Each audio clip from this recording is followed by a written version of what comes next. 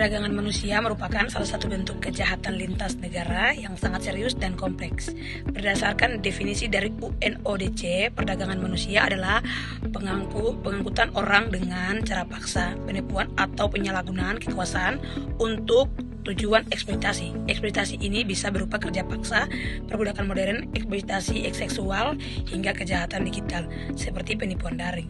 Perdagangan manusia tidak hanya merampas kebebasan individu, tetapi juga melanggar hak asasi manusia dan mengancam keamanan global. Dalam konteks Indonesia, salah satu kelompok yang paling rentan menjadi korban perdagangan manusia adalah pekerja migran. Banyak dari mereka direkrut secara ilegal oleh agen atau perorangan dengan iming-iming pekerjaan bergaji tinggi di luar negeri. Salah satu negara tujuan yang menjadi sorotan adalah Kamboja.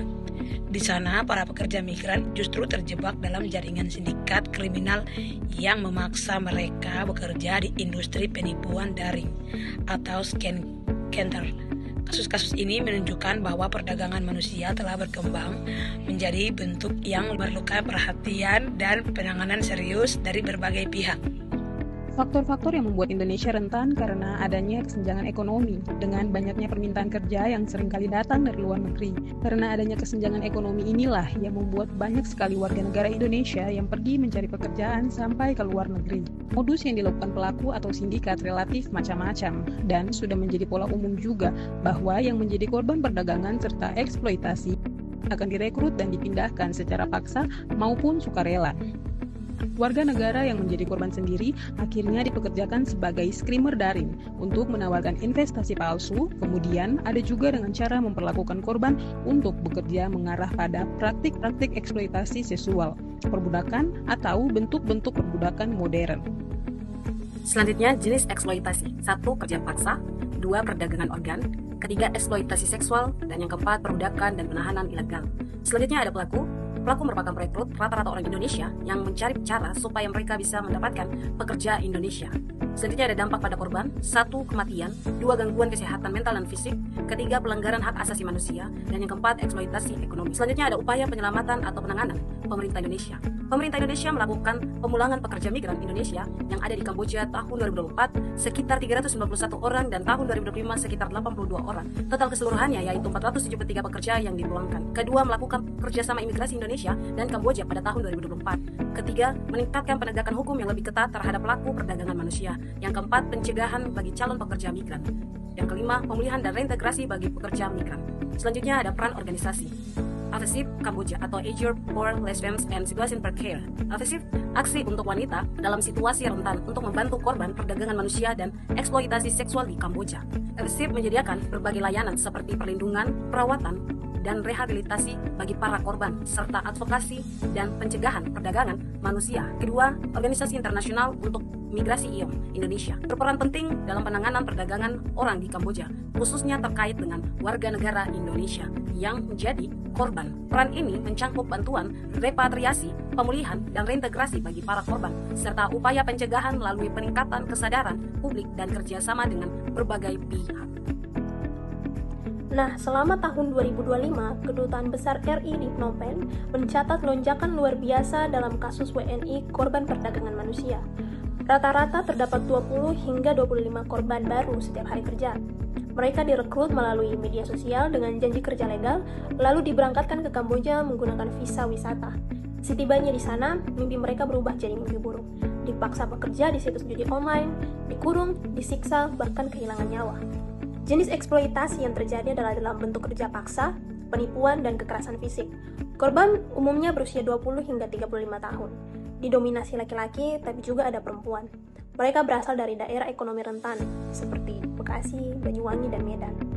Mereka hanya orang-orang yang hanya ingin hidup lebih baik, namun justru dijebak oleh sindikat. Salah satu korban yang menggambarkan kenyataan kasus ini adalah Slamet. Bukan nama sebenarnya. Pria 27 tahun asal Malang ini dijanjikan kerja di pabrik Vietnam dengan gaji besar. Nyatanya ia dikirim ke Buffet, Kamboja, dan dipaksa bekerja lebih dari 12 jam sehari sebagai operator situs judi ilegal. Ia tinggal di gedung berpagar kawat berduri, dijaga senjata dan anjing pelacak. Saat melanggar aturan, ia disetrum dan diborgol. Karena tidak tahan lagi, Slamet nekat mencuri uang dari majikannya dan kabur sejauh 160 km dengan taksi ke Kedutaan Besar RI di Phnom Penh. Di sana ia ditampung, dilindungi, dan akhirnya berhasil dipulangkan. Namun luka fisik dan traumanya masih bertahan jauh setelah kepulangannya. Untuk pelaku berasal dari jaringan lintas negara, berbasis di Indonesia, Malaysia hingga Kamboja. Mereka memanfaatkan media sosial dan visa wisata. Beberapa agen telah ditangkap, namun banyak lainnya masih aktif merekrut korban dari desa-desa kecil menjanjikan harapan palsu.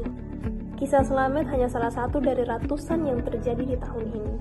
Banyak korban lain seperti Rizal dari Banyuwangi dan Iwan dari Bekasi tidak seberuntung dia. Mereka meninggal dunia di negeri asing dengan tangan terborgol dan tak sempat bertemu keluarga untuk terakhir kalinya.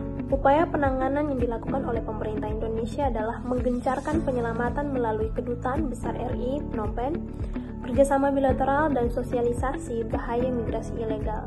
Namun tetap, akar masalahnya adalah ketimpangan ekonomi, rendahnya edukasi, dan lemahnya pengawasan. Itulah yang masih terus membutuhkan perhatian kita bersama. Kesimpulan dari video kami adalah Indonesia rentan terhadap perdagangan manusia karena kesenjangan ekonomi yang mendorong warga mencari pekerjaan di luar negeri dengan banyak yang direkrut secara ilegal atau dipaksa bekerja dalam kondisi eksploitatif. Modus pelaku meliputi penipuan janji kerja layak dengan gaji tinggi, namun korban dipaksa bekerja sebagai operator judi online, penipuan daring, atau eksploitasi seksual dengan kondisi kerja yang mirip perbudakan, termasuk kerja paksa hingga larut malam dan kekerasan fisik. Dampak pada korban sangat berat, termasuk kematian, gangguan kesehatan mental dan fisik, pelanggaran hak asasi manusia, serta kerugian ekonomi. Upaya penanganan meliputi pemulangan pekerja imigran yang menjadi korban, kerjasama imigrasi di antara Indonesia dan Kamboja, penegakan hukum terhadap pelaku, serta program pencegahan dan reintegrasi korban oleh pemerintah dan organisasi seperti OUNDC. Kasus ini mencerminkan perlunya perhatian serius dari pemerintah untuk menyediakan lapangan kerja layak di dalam negeri dan memperketat pengawasan perekrutan tenaga kerja migran agar tidak jatuh dalam perdagangan manusia dan eksploitasi. Singkatnya, perdagangan manusia terhadap PMI, pekerja migran Indonesia di Kamboja, terjadi karena faktor ekonomi dan modus penipuan kerja menyebabkan eksploitasi berat yang memerlukan penanganan terpadu dari pemerintah dan organisasi internasional atau organisasi terkait lainnya untuk perlindungan dan pemulangan korban. Terima kasih.